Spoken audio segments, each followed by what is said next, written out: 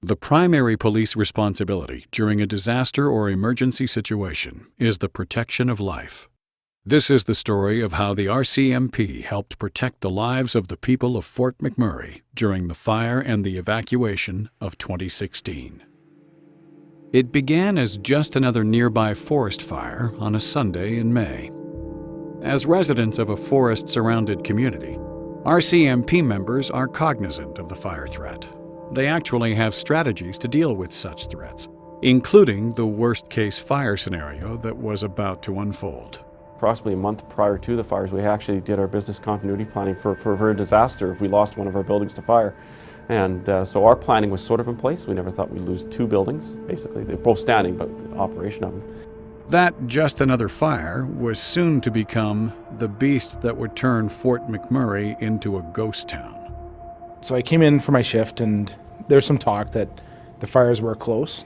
The previous day, we had been assigned to make sure that nobody went into a neighborhood that was just south of town. In a day, that fire more than doubled in size. Then it doubled again in just 3 hours.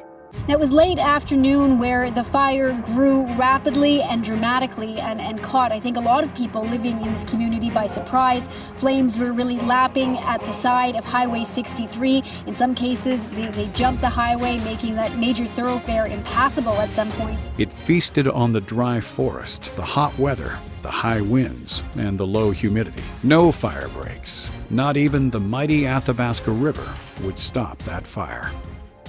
So on Sunday night, recognizing the threats the wildfires were posing, we opened this room and we staffed it 24/7. In the event that we had to evacuate people in the middle of the night, we'd have those extra resources on hand. Because to call members in the middle of the night and say, hey, we need you really quick, there's still a lag time, which could have put the public in jeopardy. Every one of that city's 136 RCMP members could see the fire and hear it. It sounded like a giant storm rushing towards them, or worse, sneaking up behind them. At times, they'd be so close to the flames, they'd wonder if it might melt their tires, or even their windshield. And the smoke was inescapable. It'd block out the sun, turn day into night, make their eyes water, and be so choking, it'd drive them back into their patrol cars for a breath of its air-conditioned air. So you know those like dust storms and stuff you see like in the Middle East on TV and stuff? We had one of those in Beacon Hill. I couldn't see 2 feet in front of me. Ash, dust, wind, smoke, whatever other things that fire created, it was like one giant dust storm. Like I said, within half an hour that entire area was on fire, and so was Abbotsford. It was a powerful reminder for all first responders that they're responsible for the safety of 88,000 men, women, and children. So RCMP members did what they've been trained to do. They put their boots on the ground. They left the fire to the firefighters and focused on guiding people to safety. So I had to basically drive in the oncoming lane just to get to the intersection because it was uncontrolled. Basically, my instructions were to stop all lanes of traffic except for those coming out of Beacon Hill. That obviously was a challenge, me being the only person there for probably the first 15 minutes or so. Directing 2 lanes north, 2 lanes south, 2 turn lanes onto Gregoire Drive, plus all the Gregoire traffic, and anybody wanting to come into Beacon Hill was a challenge. Together with some municipal peace officers and a small contingent of sheriffs, they numbered just over 200. They'd direct traffic, answer questions, respond to calls, encourage evacuation, and urge people to prepare for the worst. Most people were fairly calm when you spoke to them. And if you looked in their eyes, they weren't. Because they knew how bad it was getting. And we're standing there and we tried to wave to them. We're flagging traffic, go this way, and people come up and they give us a wave, and you wave back, and they just kept on going, and they just kept coming. It was amazing. Cars just never stopped. They would struggle to keep up with totally unpredictable, fast-changing conditions while they stuffed their patrol cars full of people needing a ride to evacuation centers. They rescued a woman from her home who was confined to a wheelchair, and thank goodness they did. Her house would later burn to the ground. And above all, RCMP members would empathize with their fellow citizens, because if ever there was a time for a community and its police forces to have each other's backs, this was it. I'm a single body in the middle of 2.5 lanes, and anybody could have blown by me if they wanted to. I'm not going to stand in the way of 3,000 pounds. And it didn't matter.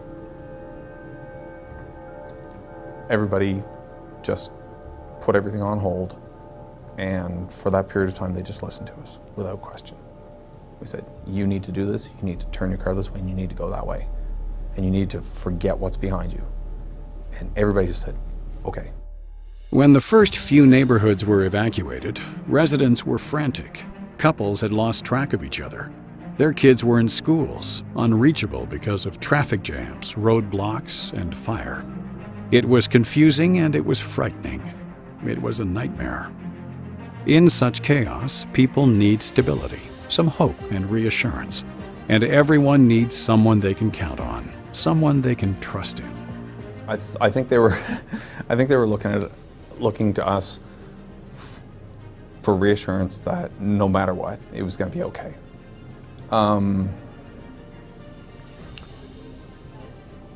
Because if we started to panic, and they saw that we started to panic, then there was no way that we could reasonably expect them to follow our directions. And there's no way that they could have any confidence in what we did ask or tell them to do. Our job is public safety. It is to protect and preserve life, first and foremost. And on that day, everybody said, we're doing it. We're doing whatever you need, whatever you say, we're doing it. RCMP members had each other to trust. They reassured each other, and they knew what was needed. So they projected an aura of calm dependability. Whether they felt that way or not, they were what they are obliged to be, professional. And Fort McMurray's residents would take heart in that. Most of our members were in those pockets that were burning to get those people out. And as they were standing there, we could hear all the radio chatter. We had radios up here to monitor what was going on. And you could hear the intensity in the members' voices, like, the fire's here, we gotta go. We don't have time to check every door. They were driving through neighborhoods on their speakers, their car speakers, and jumping fences, doing door-to-door knocks as fast as they could. But the fire it didn't give us enough time. And we had members that were literally within meters of the fire and had to say, we gotta go. It would destroy 2,400 homes and buildings, consume an area the size of Prince Edward Island. It'd create its very own climate. If Timberley detachment goes down and we can't work here, where do we go? So we go to the South Policing Facility. But we didn't plan on, if that goes down as well, where do you go? And so then we were like a traveling roadshow with our Emergency Operations Center, moving around, and the fires dictated where we went. Members were jumping in vehicles with other members. They were doing whatever they had to do to get it done. If the road clears, which it did a few hours later, then you have to make patrols to Timberley and that to make sure, that if there are any stragglers behind, get them out, and to make sure that there's no looting or any other issues like that. As individuals, as an organization, and as a community, we don't always know what we're capable of until we're faced with those monumental challenges. From our Division Emergency Operations Center, who were responsible for coordinating all the logistics in terms of scheduling, lodging, and food, to our 911 operators who were managing all the distress calls, to our non-uniform employees working behind the scenes, I can say without question, our main goal was always public safety. Doing their duty was going way above and beyond what many RCMP members had ever experienced before. Most worked 72 hours straight, some even longer. All RCMP members put in hours that would normally be deemed ridiculous, but they weren't during that week in May in Fort McMurray. Such hours were the norm, day after day. A few officers kind of amongst the highway and myself were basically decided if they're north of this point and if they're south of this point, you split them both directions. So we started diverting traffic up north. At the end of the day, that pressure was relieved off south traffic, and in a couple hours, you could actually start to see the back of the pack. Just about everyone was in line, and though those lines were slow-moving, people trusted in the RCMP members and officers guiding the evacuation. RCMP members stepped in and provided convoy duty. Shepherding 50 vehicles at a time, they led several thousand families through smoke and, at times, a phalanx of fire along the side of the road. RCMP members, checking for stragglers, watched the destruction while wondering how their own homes in neighborhoods across the city were faring. No one knew till later, but 15 RCMP would lose their homes to the fire. And the remains. They looked like the aftermath of an atomic bomb or the apocalyptic set of a Hollywood movie. On seeing it for the first time in person, visitors are often stunned into silence. If that's their experience, what's it like for the family that used to love living here? It's emergency preparedness, and it's the thread that sews together the fabric of every uniformed force. So impressed and appreciative were the residents of the city, they have since feted and paid tribute to the RCMP and the other first responders in a number of ways. Maybe best visually summed up by the murals on this motor coach. It was unveiled at yet another barbecue that said, "Thank you for taking such good care of all of us, your friends and your neighbors in Fort McMurray." Well, they say adversity brings out the best in us. And at that particular moment in time, when those fires broke out, I feel it did bring out the best in all of us. From the moment our Fort McMurray members responded with boots on the ground, to the moment that every single employee from across Alberta and Canada returned home safely, every single one of them displayed leadership, perseverance, dedication, and professionalism. Everybody heard the news reports.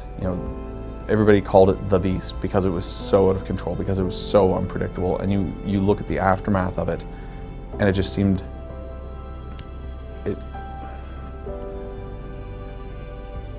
fickle.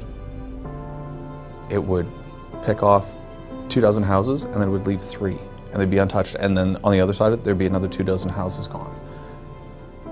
But it almost seemed taunting. And anything that's that dangerous to begin with, that seems to be able to have a mind of its own, to think, to just flaunt its power almost. Like, I'm gonna do this and there's nothing you can do about it. We should have been terrified. We should have been absolutely terrified. But we had a job to do. Those neighborhoods were evacuated, obviously, with complete success. We didn't lose anybody, which still, to this day, it brings tears to my eyes. The effort made by those frontline members. It's absolutely heroic, incredible, amazing, and they have my complete respect.